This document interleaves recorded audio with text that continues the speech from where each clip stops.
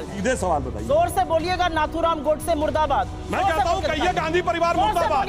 शरीर का हत्यारा बड़ा है, आत्मा का हत्यारा बड़ा। भाजपा के एक सांसद ने कहा है कि राष्ट्रपिता गलत है। अरे मैं कहता हूँ सनातन राष्ट्र है। 5000 साल आपने बोला तो 1869 में हुए कोई उत्पन्न हुए व्यक्ति राष्ट्रपिता कैसे हो गए भाई?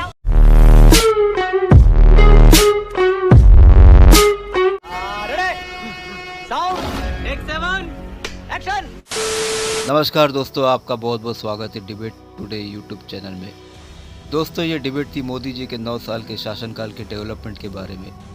जब सुप्रिया श्रीनेत ने जितना उनसे हो सकता था उतने मुद्दे गिनाकर मोदी जी के 9 साल के शासनकाल को असफल बताने की भरपूर कोशिश की, लेकिन सुधांशु त्रिवेदी जी के जवाब से वो धराशायी होती चली गई। तब सुप्रिया श्रीनेत ने गांधी काट चला और सुधांशु जी से कहने लगी कि गोडसे मुर्दाबाद बोलिए।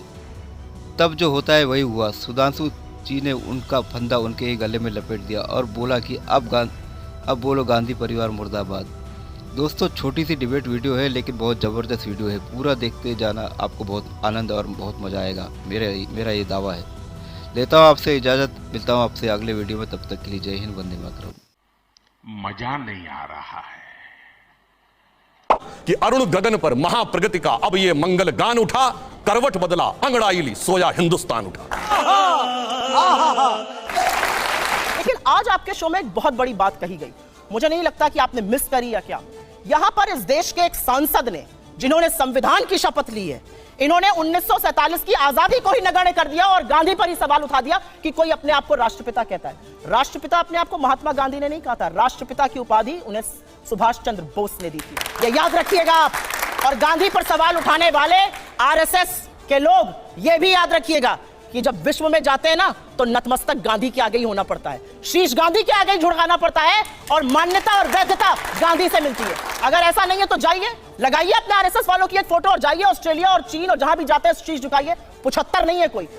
गांधी इस देश की सबसे बड़ी पहचान है, इस देश की नैतिकता की धुरी है, इस देश के राष्ट्रपिता है और आजादी के आंदोलन के सबसे बड़े जननायक है। आप महात्मा गांधी को एक सांसद होने के बाद इस तरह की बात कहेंगे? आप 1947 की आजादी को, बिल्कुल हमारी सनातनी परंपरा है, बिल्कुल हमारा 5000 साल का सिविलाइजेशन है, लेकिन यह भी सच है कि 200 साल ब्रिटिश हुकूमत के बाद हमें आजादी 1947 में मिली थी और जो भी उसको नगण्य करता है उसको कोई हक नहीं है पार्लियामेंट में रहने का। आपको माफी मांगनी चाहिए।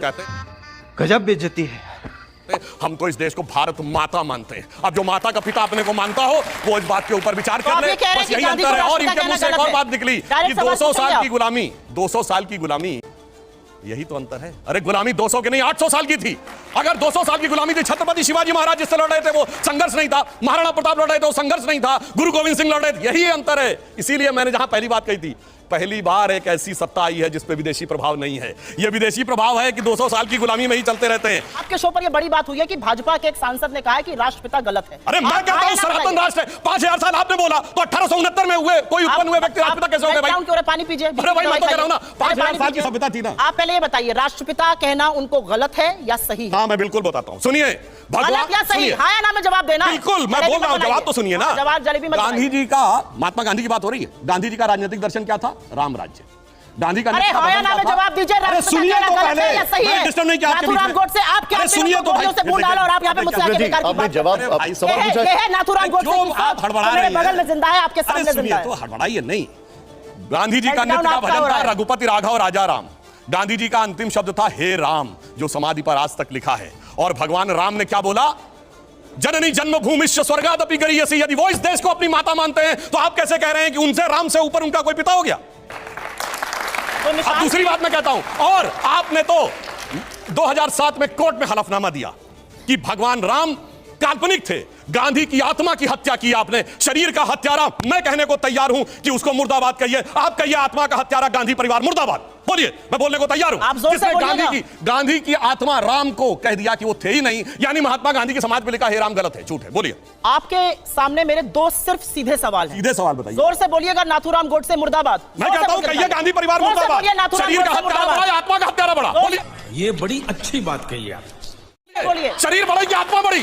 बोलिए। गांधी राष्ट्रपिता एक व्यक्ति के लिए नहीं है, उस विचार के लिए। बोलिए, मैं भी तैयार हूं। बोलिए, चिल्लाइए मत। बोलिए ना। अरे जोर से आपने बोलने का आप करे, चिल्लाइए। अब मेरा बोलने का टर्न है।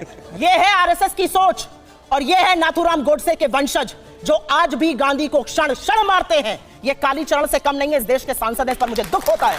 दुख है इस बात का कि इस देश के प्रधानमंत्री को वैधता गांधी से मिलती है, शीश गांधी के आगे झुकाना पड़ता है, और यहां गांधी पर सवाल उठ रहा है। आपने सही कहा, गांधी के अंतिम शब्द हे राम थे, लेकिन अगर हम सच थे कि झूठ मत बोलिए। अरे राम समाधि में लिखा सच है, झूठ भाई इतना बोल दीजिए, बाकी आगे बोलिए। देखिए बोल नहीं पा रही है कि गांधी की समाधि में लिखा सच है। बस हवा निकल गई। मजा आया।